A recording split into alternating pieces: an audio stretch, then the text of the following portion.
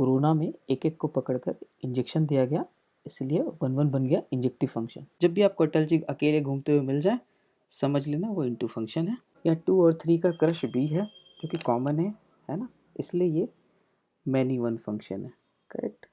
Good morning बच्चों, आज हम लोग फंक्शंस पढ़ेंगे और पढ़ने के साथ साथ हम फंक्शंस को याद करने का एक ट्रिक भी देखेंगे, है ना। फंक्शंस देखा जाए तो फंक्शंस मेनली 2 टाइप के होते हैं, ठीक है ना।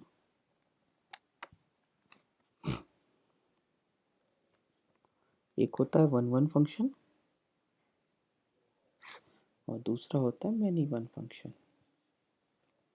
ओके, 1 1 फंक्शन जैसा कि नाम से पता चल रहा है, इसमें क्या होता है, कोई 2 सेट है जो एक फंक्शन से डिफाइंड है।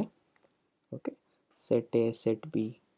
तो 1 1 का मतलब है क्या है कि इसके जो भी एलिमेंट है वो 1 to 1 मैपिंग देंगे, या हर एलिमेंट के लिए एक इमेज सेट बी में मौजूद रहेगा, ठीक है ना। करेक्ट। इस तरह की मैपिंग कनेक्शन को हम 1 1 मैपिंग कहते हैं। ओके, जिसमें 2 प्रकार से होता है, ये 1 1 मैपिंग है, एक और होता है, ये भी सेट ए बी है, ये भी एक फंक्शन से डिफाइंड है। इसमें क्या है, इसमें भी जो एलिमेंट्स हैं इनकी भी करस्पॉन्डिंग मैपिंग है, ठीक है। अब इस वाले फंक्शन में क्या होगा, मैपिंग तो होगी पर इसमें एक एलिमेंट रह जाएगा। सेट ए में एक भी एलिमेंट फ्री नहीं रहना चाहिए। अगर इसमें कोई भी एलिमेंट फ्री है जिसकी कोई भी मैपिंग नहीं हो रही है सेट बी में, तो फंक्शन कंसिडर ही नहीं होगा, है ना। हाँ, बी में ज़रूर है कि कोई एलिमेंट रह सकता है, जैसे आप यहाँ देख सकते हो यहाँ बी में रह गया। इस केस में इसको हम कहते हैं ऑन टू फंक्शन, यानी 1 1 फंक्शन के अंदर ऑन टू फंक्शन हो गया, और इसको हम कहते हैं इनटू फंक्शन, इनटू, ठीक है। जिसमें एलिमेंट रह जाती है उसको इनटू फंक्शन कहते हैं, है ना। और जिसमें एलिमेंट नहीं बचती है, यानी हम ऑन टू कहाँ कहेंगे कि हर इमेज के लिए एक प्री इमेज अवेलेबल हो, यानी हर एलिमेंट बी के हर एक एलिमेंट का एक प्री इमेज अवेलेबल हो, एटलीस्ट एक प्री इमेज हो, तो वो ऑन टू फंक्शन होगा, ठीक है ना। चलो बढ़िया, मैनी वन फंक्शन समझते हैं क्या है। मैनी वन फंक्शन नाम से भी पता चल रहा है ना। तो यहाँ पे भी क्या है, 2 सेट्स हैं, सेट ए और बी। ये एक रिले फंक्शन डिफाइंड है। ओके, यहाँ भी एक फंक्शन डिफाइंड था। अब इसके जो एलिमेंट्स होंगे 1 2 3, यहाँ पे क्या होगा, यहाँ पे कुछ डिफरेंट होगा। यहाँ मैनी टू वन है, यानी एक का इमेज तो ये बन रहा है ना, इसका 2 का इमेज भी होगा, 3 का भी इमेज भी होगा। अगर ऐसा है तो हम इसको मैनी वन फंक्शन कह सकते हैं, ठीक है। अब मैनी वन फंक्शन में एक और भी बात है कि ये तो मैनी वन फंक्शन है, many elements of A will have same image in set B, ठीक है ना। तो ये वाला चीज़ ये रहेगा ही रहेगा, है ना। अगर मैं इसको समझाऊं तो ये ऐसा हो जाता है, ये वाला पार्ट हमेशा रहेगा, ठीक है ना, ये वाला पार्ट हमेशा रहेगा। अगर ऐसा है तो ये मैनी वन होगा, ठीक है। मैनी वन का एक और एग्जाम्पल उदाहरण है,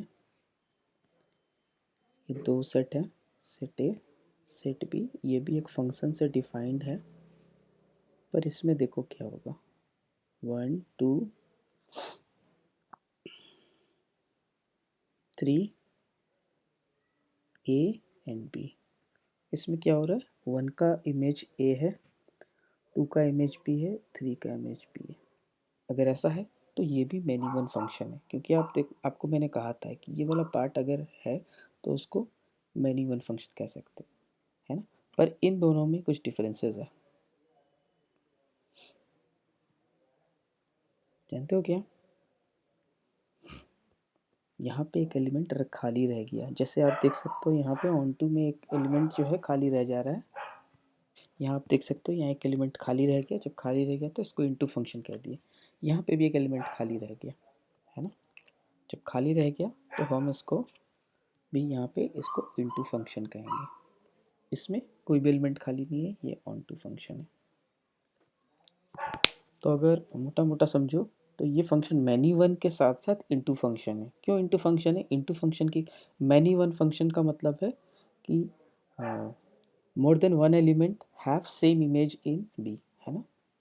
और इनटू इसलिए क्योंकि कोई एक एलिमेंट सेट बी में एक या एक से ज़्यादा एलिमेंट कोई फ्री आ जाता है जिसकी कोई प्री इमेज ना हो, तो उसको इनटू फंक्शन कहते हैं। यहाँ पे भी डी की कोई प्री इमेज नहीं है यहाँ पे, इसलिए ये इनटू फंक्शन है ना।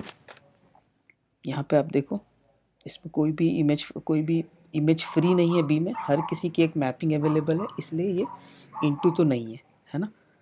प्लस बट ये ऑन टू आ जाता है। ऑन टू मैंने यहाँ पे आपको बताया था कि हर इमेज का एक एटलीस्ट एक प्री इमेज हो। यहाँ पे क्या है, हर इमेज का एटलीस्ट एक प्री इमेज है। देखो यहाँ एटलीस्ट है ना, एक से ज़्यादा प्री इमेज है, ये एक्सेप्टेबल है, ये ऑन टू फंक्शन में कैटेगरी में आ जाएगा। यही 4 कैटेगरी है ना, जो आपको याद रखना। पर मैं आपको एक ट्रिक बताऊँगा जिससे कि आपको ये सारी चीज़ें याद रहेंगी, है ना। चलो बढ़िया।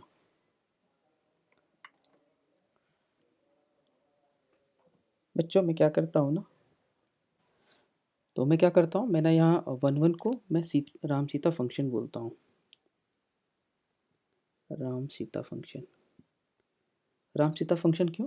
क्योंकि राम जी के लिए एक ही सीता थी और सीता जी के लिए एक ही राम थी, है ना। तो जब भी ऐसा कोई सिचुएशन होगा जहाँ सेट ए और सेट बी में एक कपल बन रहा होगा, राम सीता यूनिक पेयर, उसी को वन ऑन वन फंक्शन कहेंगे।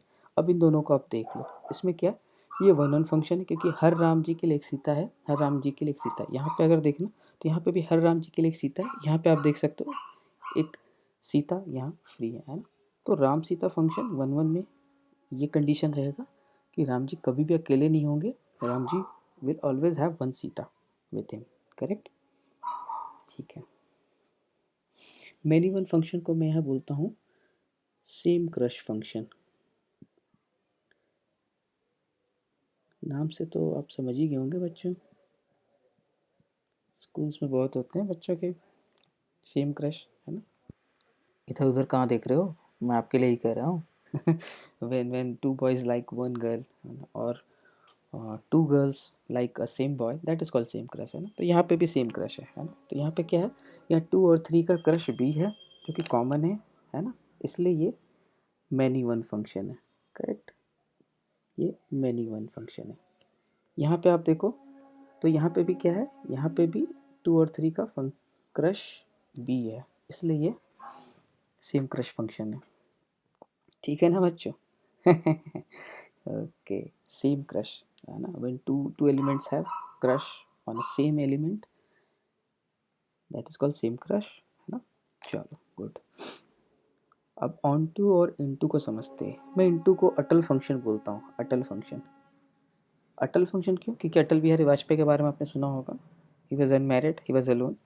तो कभी भी सेट बी में अगर एक कोई एलिमेंट बच जा रहा, दिख रहा हो, अकेला घूम रहा हो, जिसका कोई मैपिंग ना हो, तो दैट इज़ अटल फंक्शन। यहाँ पे आप देख सकते हो ये डी भी अकेला घूम रहा था, और यहाँ पे आप देख सकते हो यहाँ पे सी है, सी भी अकेला घूम रहा है, करेक्ट। तो ये भी अटल फंक्शन है, अटल फंक्शन, है ना।